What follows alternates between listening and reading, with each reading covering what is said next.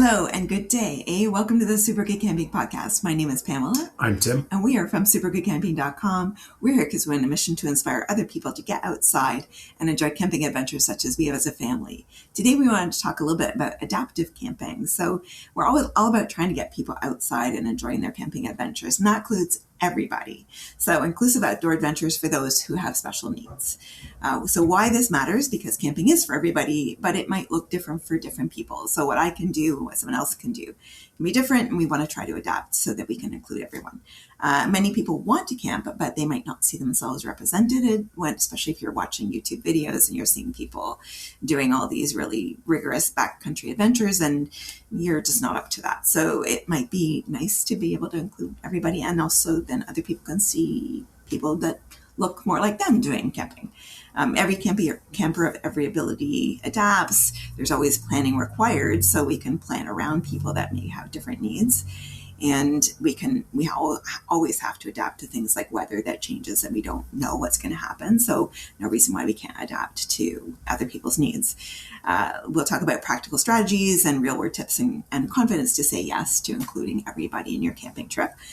So success in camping means kind of letting go of some expectation of, oh, well, it's going to be really hardcore and we're going to go into the backcountry and we're going to just live off the wild and whatever. So it's going to be what people in your group or your party need.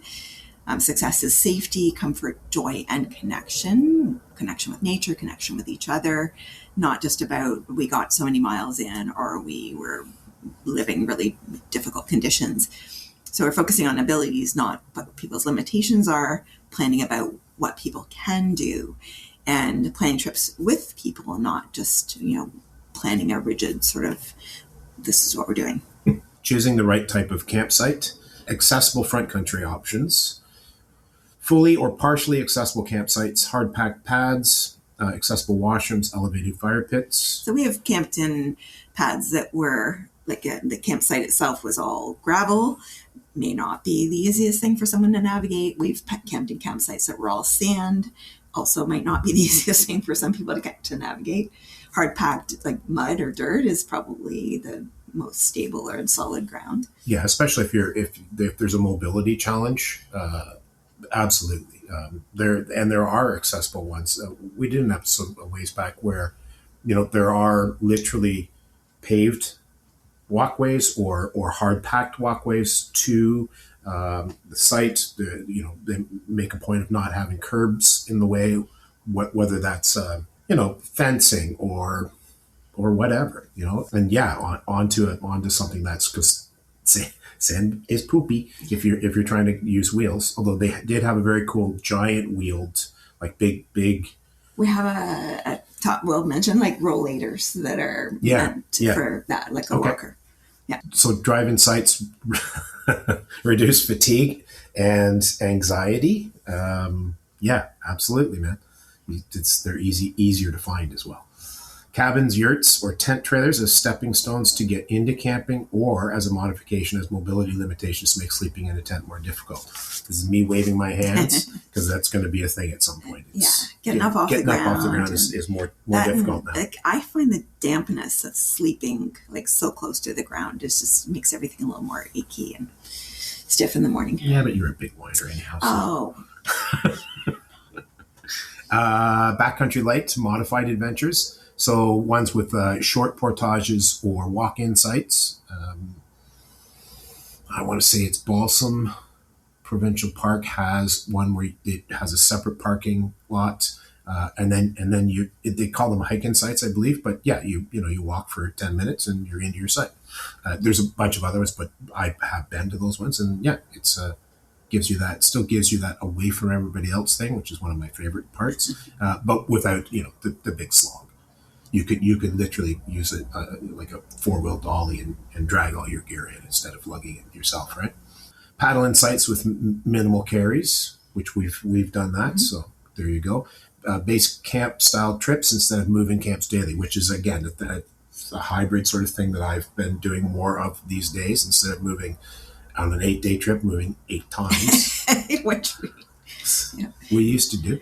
We move way less often, 3 or 4 times. So you're a couple of days at a site and you go out and tour around, or you just chill. You just hang out and read. So, key selection features: proximity to washrooms and thunderboxes, flat ground and shade. Shade is important.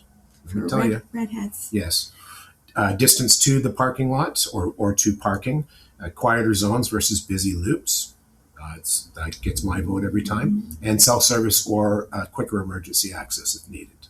Yeah, particularly if you have somebody whose health is not great, then you want to be able to make sure that they've got access to emergency help if they need it. Yep.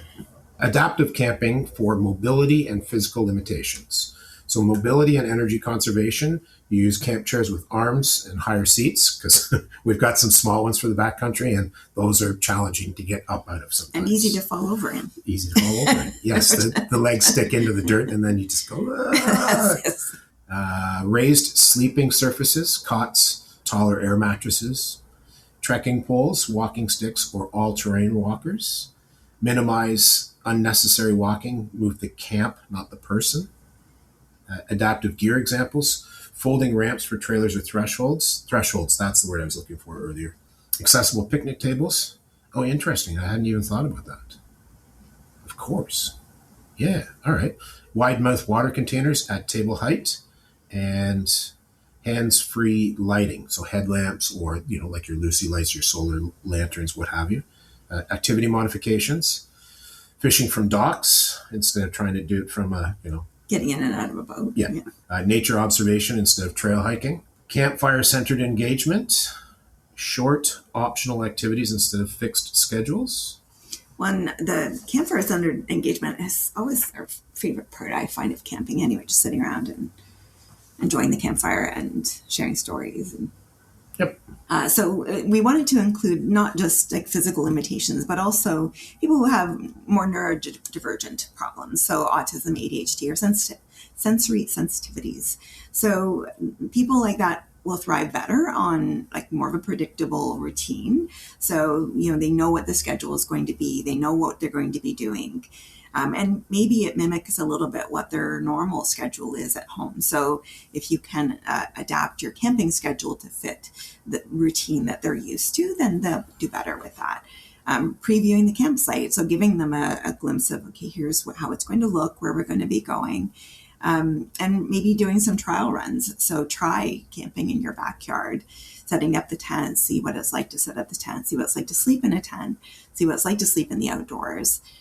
Just so there's a comfort level going into the process. Sensory considerations, so that's where Tim mentioned earlier, quieter loops.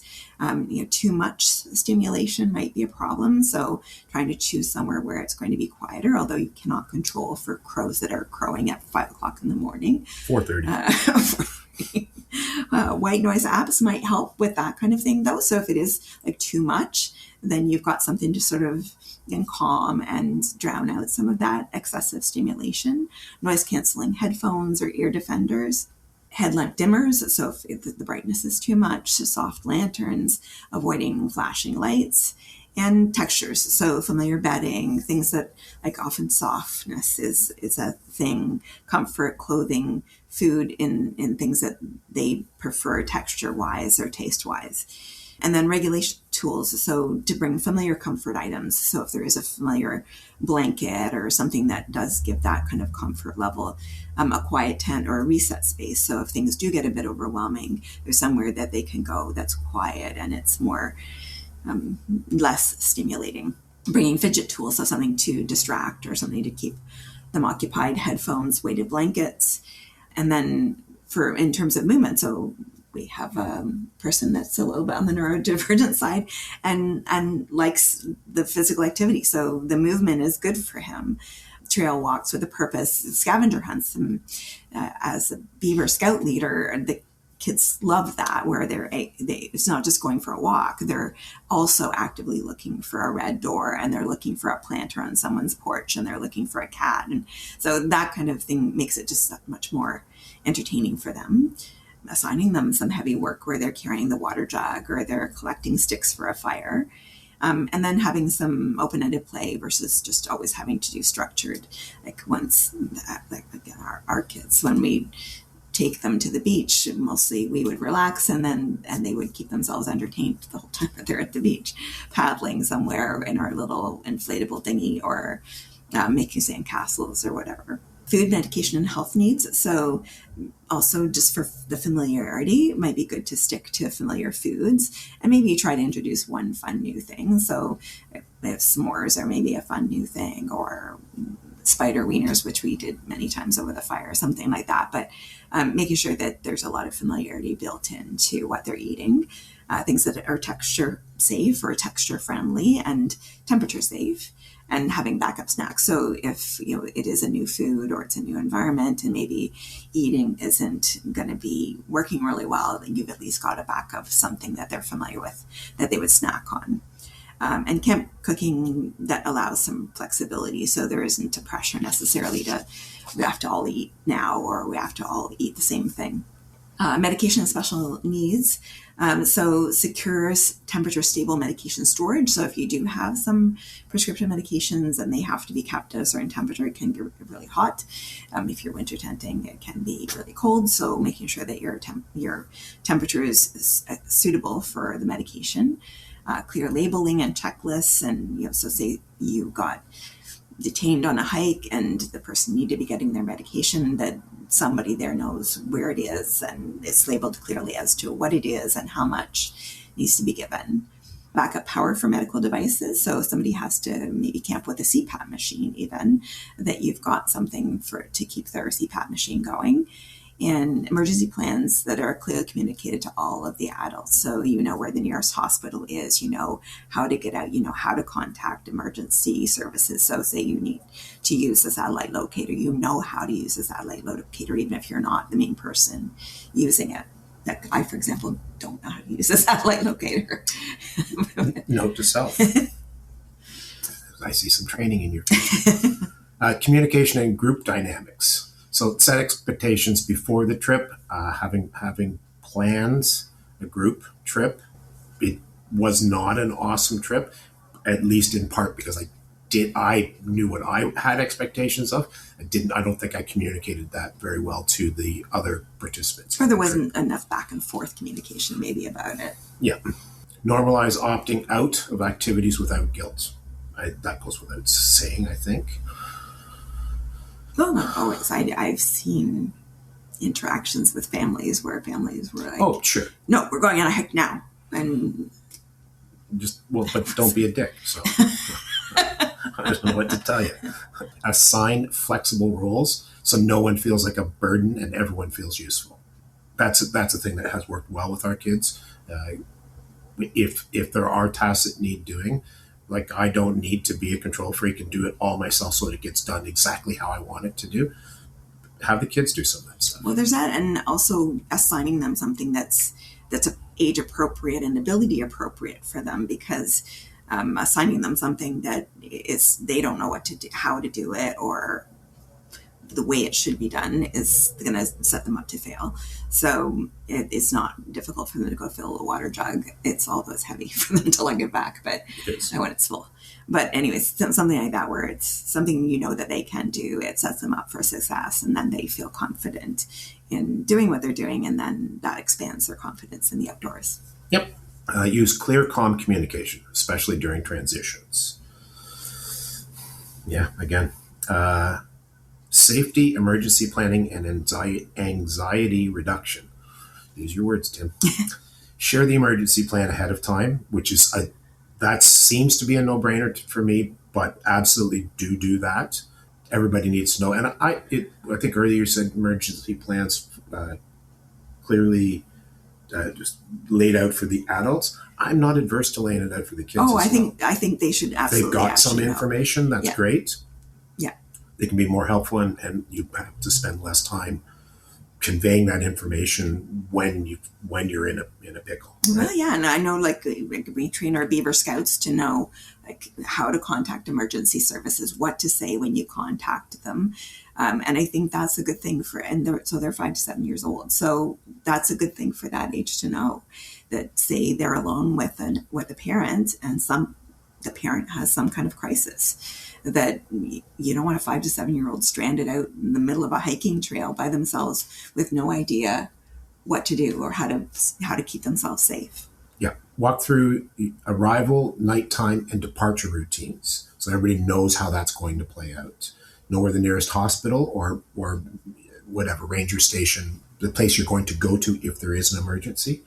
Carry identification cards or medical info.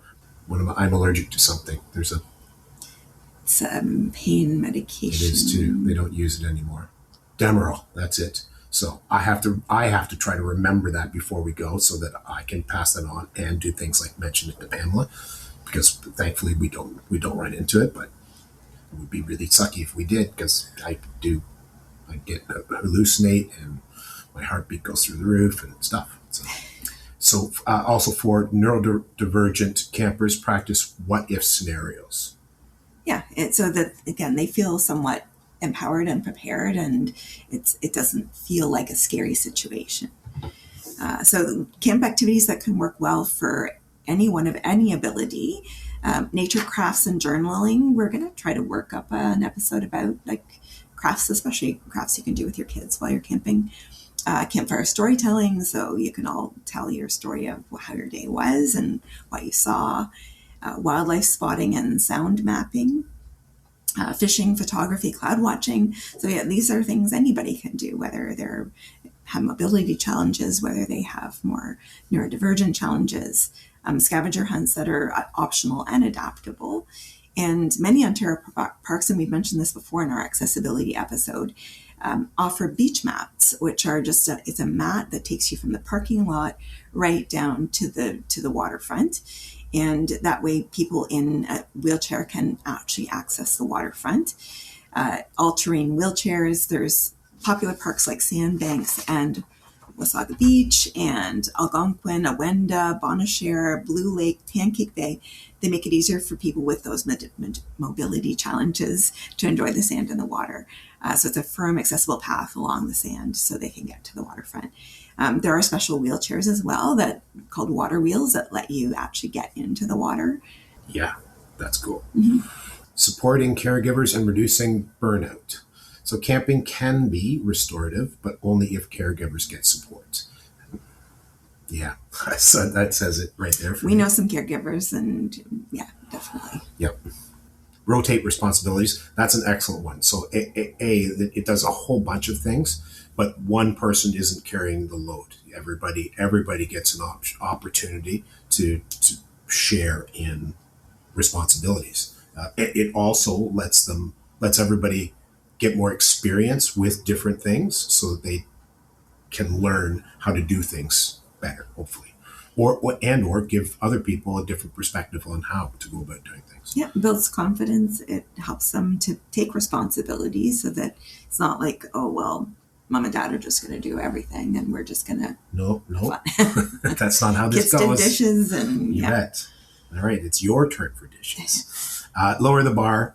Fewer activities, more rest, and absolutely, especially if you're front country camping. It's like you're there to get some chill. Doesn't matter who you are, what your deal is, anything. That's the idea. Is catch your breath, enjoy some of the nature. Right? Celebrate small wins, celebrate all the wins. Presence matters more than perfection. So yeah. Yeah, so for first-time adaptive campers, start small, think safety first. So maybe don't plan a full week of camping. Plan a weekend. Just, again, dip your toe in the waters rather than like plunging right in. Expect learning. It's not going to be perfect, so it's not going to be flawless. Adjust as you go and have a backup plan. So backup plans, like maybe your backup plan is you're going to go camping for the weekend, but after the first night, it's not going well. So there's a hotel nearby. So you turn it into an overnight hotel stay instead of camping. And then you adjust for the next time you try. And everyone belongs outdoors, full stop. So we like to see everybody every age, every ability, be able to get outside and enjoy, even if it's a hike, it's not necessarily a camping adventure, but outdoors is good for everybody. So it's not about special treatment for anybody. It's just about being thoughtful and trying to include everybody. And the outdoors is better when more people, more diverse people can access it. That's it for us for today. Thanks so much for listening. And if you want to reach out to us anytime, we are at hi@supergoodcamping.com. That's hi@supergoodcamping.com. We are on all the social medias. Like, subscribe, share, and we would love to talk to you again soon. Bye. Bye.